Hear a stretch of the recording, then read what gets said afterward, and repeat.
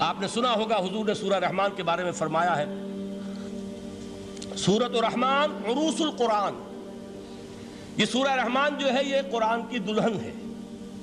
جیسے دلہن کو آپ خوشنما لباس پہناتے ہیں، آراستہ پیراستہ اس کو گہنے اور اس کو زیور پہناتے ہیں، تو جس طریقے سے سجاتے ہیں آپ دلہن کو، اللہ تعالیٰ نے ایک سورت قرآن مجید میں یہ ایسی رکھی ہے سورہ رحمان کہ اسے خوب سجایا ہے۔ اس میں الفاظ کا در و بست، اس کا اپنا ایک ڈیوائن میوزک ہے۔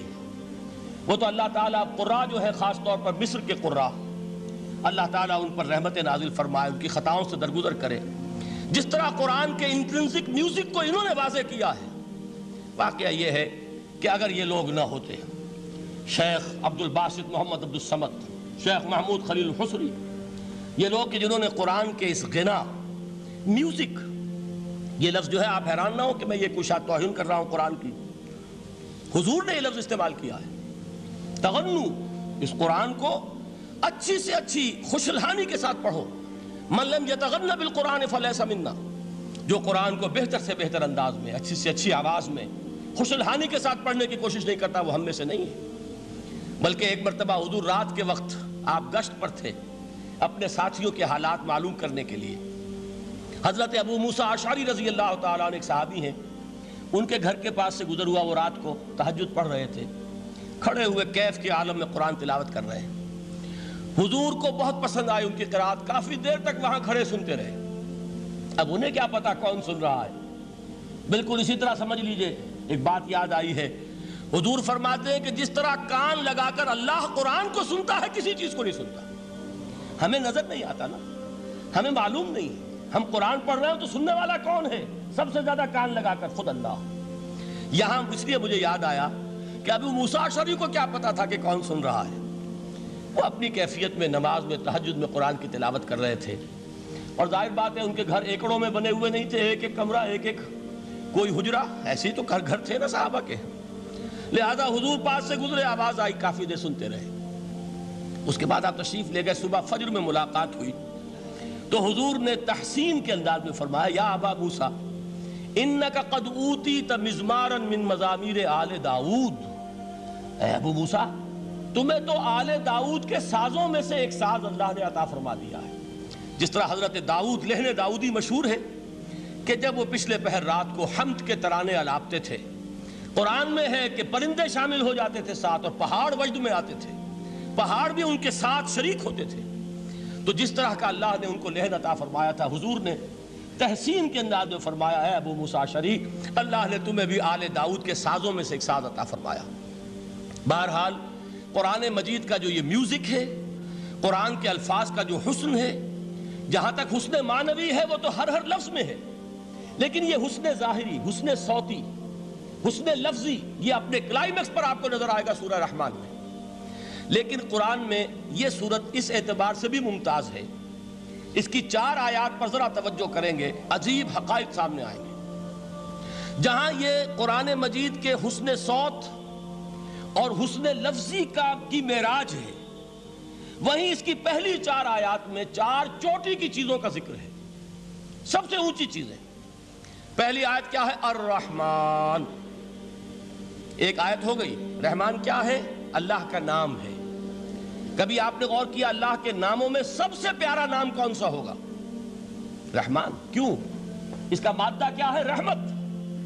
ہمیں سب سے بڑھ کر جس چیز کی ضرورت ہے وہ کیا ہے؟ رحمت خداوندی۔ نام اچھی طرح سن لیجئے اس حضور کے قول کو۔ حضور فرماتے کوئی شخص جنت میں مجرد اپنے عمل کی بنیاد پر داخل نہیں ہو سکے گا جب تک کہ رحمت خداوندی دستگیری نہ کرے۔ کسی صحابی نے بڑی ہمت اور جرأت کا ثبوت دیا کہ پوچھ لیا، کیا حضور آپ بھی؟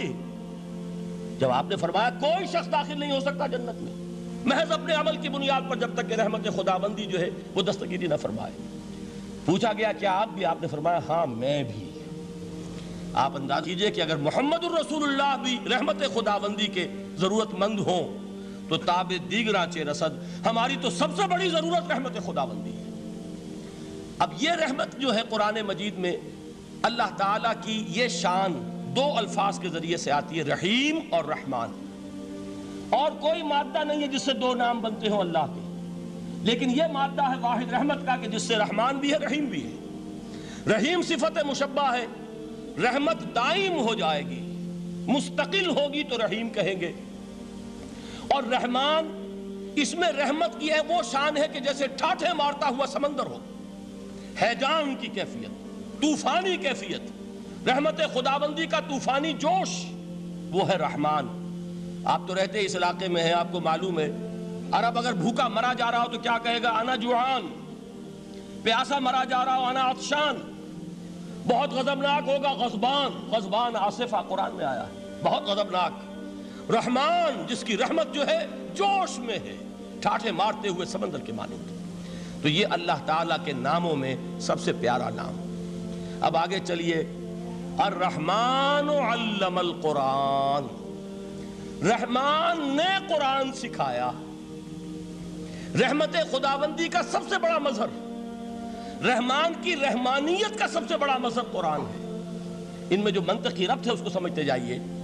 اچھا آپ یہ سوچئے، جو علم بھی انسان کو حاصل ہوا وہ کس نے دیا؟ اللہ نے۔ سائنس کا علم کس نے دیا؟ اللہ نے۔ علم آدم الاسماء کلہا، وہ علم الاسماء جو حضرت آدم کو دے دیا گیا تھا ازل میں، یہ اسی کا ظہور ہے، یہ اسی کی ایکسفولیشن ہے جو ہو رہی ہے اور ہوتی رہے گی ابھی۔ اور دوسرے علم ہے وہ کس نے دی؟ اللہ نے دی۔ لا یحیطون بشیء من علمہ الا بما شاء، مخلوق میں سے کوئی اللہ کے علم میں سے کسی شے کا احاطہ نہیں کر سکتا مگر وہ جتنا اللہ دینا چاہے۔ لیکن یہ کہ تمام علوم میں چوٹی کا علم قرآن۔ نوٹ کرتے جائیے، اب چوٹی کی چیزیں جمع کیجئے۔ اللہ کے ناموں میں چوٹی کا نام رحمان، اللہ نے جو کچھ انسان کو سکھایا اس میں چوٹی کا علم قرآن۔ خلق الانسان، انسان کو پیدا فرمایا۔ سوال یہ کہ حیوانات کو کس نے پیدا فرمایا؟ آسمان کس نے پیدا کیے؟ زمین کس نے پیدا کی؟ فرشتے کس نے پیدا کیے؟ کیا مطلب خلق الانسان؟ اس کی تمام مخلوقات میں اس کا کلائمیکس، اس کی تخلیق کی معراج، اس کے تخلیق کا نقطہ عروج انسان ہے۔ یہ ہے کہ جو مسجود ملائک بنا ہے۔ وَلَقَدْ كَرَّمْنَا بَنِي آدَمَ وَحَمَلْنَاهُمْ فِي الْبَرِّ وَالْبَحْرِ وَرَزَقْنَاهُمْ مِنَ الطَّيِّبَاتِ وَفَضَّلْنَاهُمْ عَلَى كَثِيرٍ مِّمَّنْ خَلَقْنَا تَفْضِيلًا۔ تو تخلیق میں سب سے اونچی تخلیق انسان کی، علموں میں سب سے اونچا علم قرآن کا، اللہ کے ناموں میں سب سے اونچا نام رحمان۔